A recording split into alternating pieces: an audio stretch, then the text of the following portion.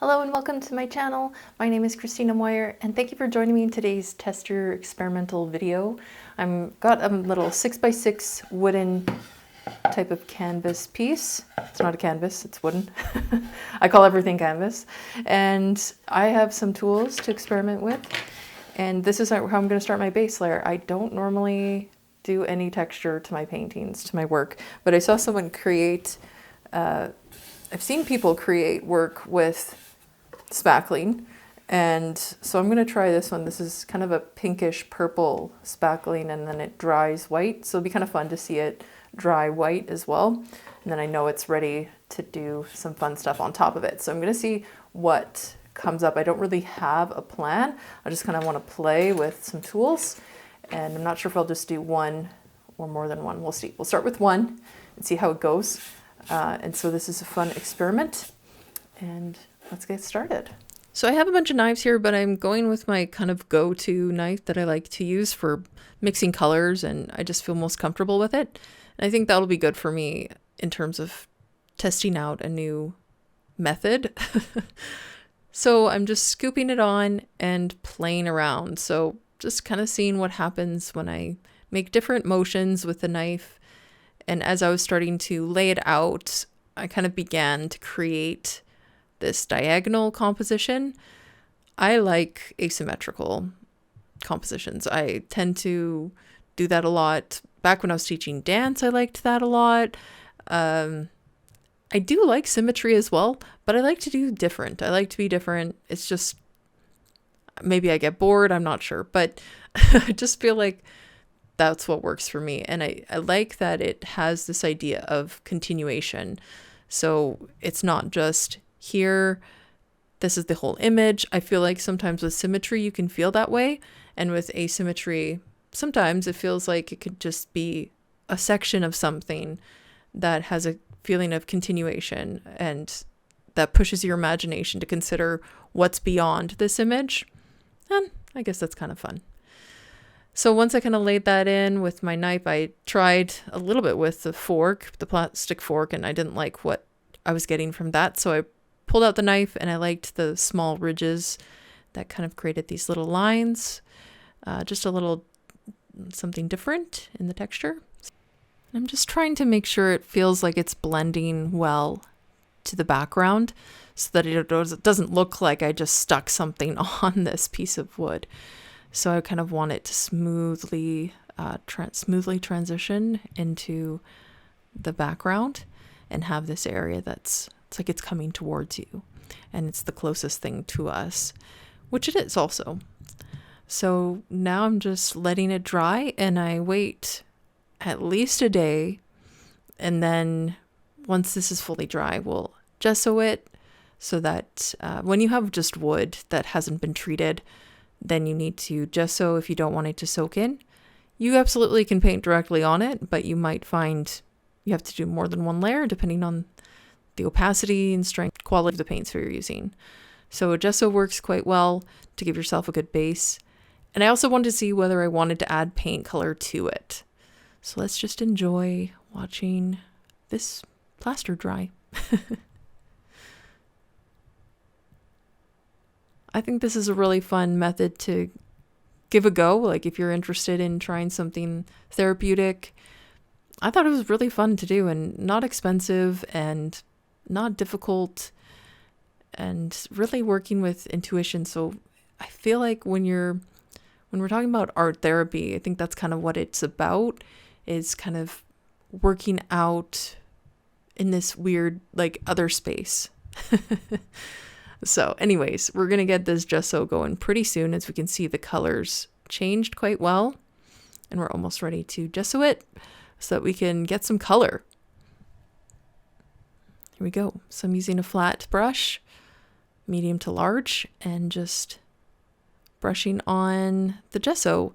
And as I go into areas where I've done the spackling, I'm being a little careful because if you've ever worked with spackling, to mend holes in the walls and that kind of thing, then you know that it's, it can be easily destroyed.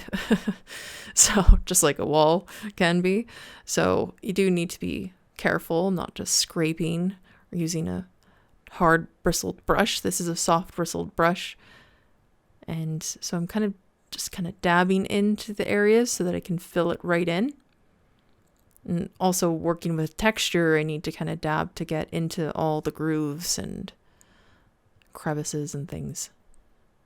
Make sure I'm not pooling it either. I don't really want to pool the paint. It's not the paint that I want to create texture with using. I want to create texture with my spackle, which is just what I want to do. You can certainly do whatever you want. So I'm just going to cover it all up.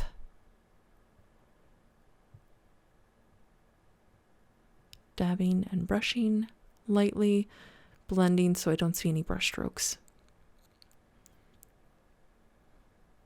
Okay. I let it dry overnight at least, and I don't think you necessarily have to wait overnight for the gesso to dry, but I just had other projects to work on anyway, so it worked out for me. Then I've got some paints put onto a palette, and I'm using a sponge to distribute the paint, to apply it and blend it onto the canvas, which, you know, when I say canvas, what I mean. Everything's a canvas to me. I know that not everything is a canvas, but I'm working on this kind of wooden block that's kind of like a canvas. I don't know. It's not like a wooden board exactly because it has the frame on the back of it. So I think that's why I'm going with that. Okay, I don't need to further explain that. So a lot of you chose blue. So if you remember my short that I put out a week ago, yeah, I put out a short a week ago and had you guys help me choose what colors to do, because I was really not sure if I should do a solid color or what I should do for this piece. And a lot of people said blue, and I was already kind of leaning towards that. So that was cool. And yeah, just to dab some paint with texture, like ever. It was, figuring out. So that's why I'm calling this an experiment, because I don't know yet. I don't know how everything's going to react. I have some ideas just from, knowing certain things about how paint works and that kind of thing. So I have some idea, but it's kind of fun to try something new so that you can expand that experience, that knowledge, and use that in future pieces where you might need texture. If I'm doing a wave painting and I want to have some texture in the sand or texture in the sky or something, now I, can use some of this towards that. So it's almost like a sketchbook piece, but not in a sketchbook. But I think it's great to experiment and push yourself out of your comfort zone to try something. You never know what you're going to find that you love to do. So I added a little pink there to kind of create some purple mix and just some variation. And playing around to see. First I thought I really wanted pastel colors, and I was kind of doing that, and I don't think I work in pastels that often. I go a little more bold than that, but obviously there's variation in it. And I think it's pretty neat where it's kind of going.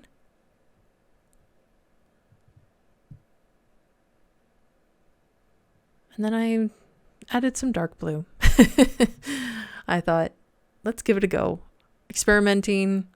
That's the thing. Sometimes you get to a point where you think, well, I could probably leave it like this. And I probably could have. But I'm happy that I continue, and you'll see why, I think. But just adding more depth to it, because I wanted to do something different also with the actual textured section. And then as I started to do this kind of darker bit, I noticed that it started to feel more atmospheric. I'm thinking like space a little bit, because when I was first creating it, I kind of thought maybe it was more like a mountain range, from further away, and you're just looking at the mountains and ridges from above, like an aerial shot. But how fun is it? I'm really glad that I went darker because it created more depth, but I didn't want to cover some of the areas where it was really light, because if you just cover it all, then you're not getting that variation. That's what creates depth. It's when you have that variation in tonal values. So I decided to even go a bit darker in some areas and really play. So when you're using a square shaped sponge, if you want to not have any corners showing, you'll want to grab the corners and then you kind of just dab with the middle of the sponge. So then once that was kind of drying, I decided to try. Now I tried with a fan brush and then I abandoned that because I didn't feel like it was doing what I wanted. And so then I went in with this kind of stiff bristled brush, and you'll see here's real time. And so I was very carefully doing this because I didn't want to ruin what I had done underneath. So it's like if you do makeup and you've done your eyeshadow and everything, and then if you're putting on eyeliner, you want to be careful because you've already done your foundation and all of that, and you don't want to wreck what's underneath. So if you make a mistake and you have to rinse off, you're going to kind of ruin what you've done underneath. And that's why I'm being very cautious in applying, because as I'm experimenting and I'm getting closer and closer to what I feel is like the end of this piece, I don't want to make an error that, no, when you're experimenting, you make errors and it's fine and you move on. But I was being cautious. So I was using kind of a silver and gold type of paint and just kind of brushing that onto the textured sections of the piece to kind of elevate those parts. And especially where it was dark underneath, they really stand out. But I think it was quite a cool concept to try and a fun outcome. And I was playing with amounts. So like, how strong do I want that contrast to be?